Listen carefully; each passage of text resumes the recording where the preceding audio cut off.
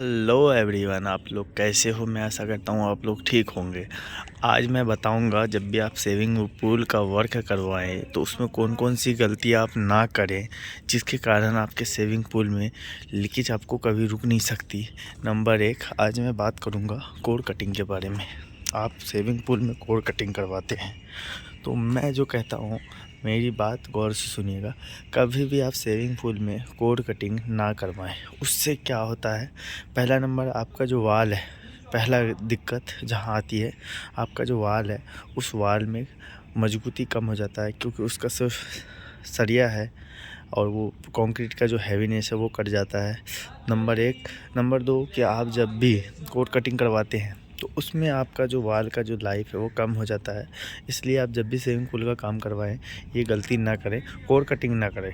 Core cutting करने से आपका वाल का लाइफ ख़राब होता है और आप लीकेज की जो बात होती है, लीकेज आप कभी रोक नहीं सकते। हर 2 साल 1 साल 1.5 साल पे लीकेज आ जाएगा। क्यों? क्योंकि यहाँ पे जो चोकोबर होता है वो चोकोबर चिकनाहट होती है। चिकनाहट में कभी भी वाटर प्रूफ नहीं पकड़ता है और वो अलग होता है। इस प्रकार आपका सीलिंग लीकेज कभी नहीं रुकता। इसलिए आप कोर कटिंग कभी भी नहीं करवाएं।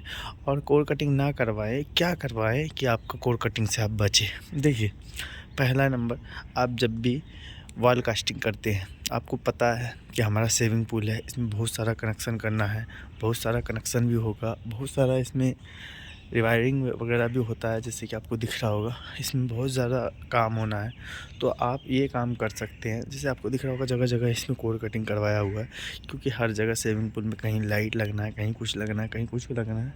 इस वजह से कोर कटिंग करवाना लोग पसंद करते हैं। लेकिन मैं एक जो कहता हूँ, आप अपने स्विमिंग पूल का कोर कटिंग करवाने से आप अपने स्विमिंग पूल का लाइफ ख़राब कर रहे हैं। उससे आपके स्विमिंग पूल पे बहुत ज़्यादा बुरा प्रभाव पड़ेगा। तो आप कोर कटिंग ना करवाएं तो क्या करवाएं। आप कोर कटिंग से बचने के लिए एक काम कर सकते हैं। बहुत सारा 2 नुस्खा बताऊंगा मैं आपको, बहुत ही ज़्यादा महत्वपूर्ण भी है और बहुत ज़्यादा करते भी हैं लोग। देखिए, जब आप स्विमिंग पूल का कास्टिंग करते हैं, आपको पता होता है कि हमारे में इसमें प्लम्बिंग का भी काम होना है, बिजली का भी काम होना है। तो आप जब स्विमिंग पूल का वर्क करवाएं तो जो प्लम्बिंग का, लाइटिंग का जो भी ड्राइंग होता है वो आप कास्टिंग करने से, बनाने से पहले मंगवा लें। अगर आप बनाने से पहले मंगवा लेंगे तो आपको क्या कर सकते हैं, जहाँ जहाँ आपको पॉइंट आएगा वहाँ वहाँ कोर कटिंग बचने से आप स्लिप लगा सकते हैं। अगर आप स्लिप लगा देंगे तो आपका जो सरिया है इधर उधर करके वो स्लिप फंसा देंगे। आप उसके हॉल के अंदर से जिस तरह आपको कोर कटिंग दिख रहा है उसी तरह से स्लिप में भी आपको दिखेगा, लेकिन उसमें आपके वाल का सरिया जो स्टैंड मैन है, मतलब सरिया स्टिल नहीं कटेगा। उससे आपका लीकेज भी नहीं आएगा और उसमें आप बचेंगे बहुत ज़्यादा चीज़ों से। एक तो टाइम से बचेंगे और कोर कटिंग के कॉस्ट से भी बचेंगे, यानी कोर कटिंग का खर्चा बहुत हाई होता है, उससे भी आप बचेंगे।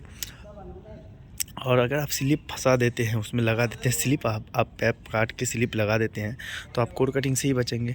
नंबर 1। नंबर 2 कि आप खर्चे से भी बचेंगे, जो भी उसका कॉस्ट बहुत हाई होता है, उसका कोर कटिंग का कॉस्ट है, तो उससे भी बचेंगे।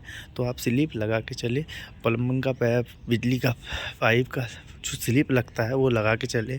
और ड्राइंग कास्टिंग करने से पहले, स्विमिंग पूल का कास्टिंग करने से, वाल कास्टिंग करने से पहले मंगा लें।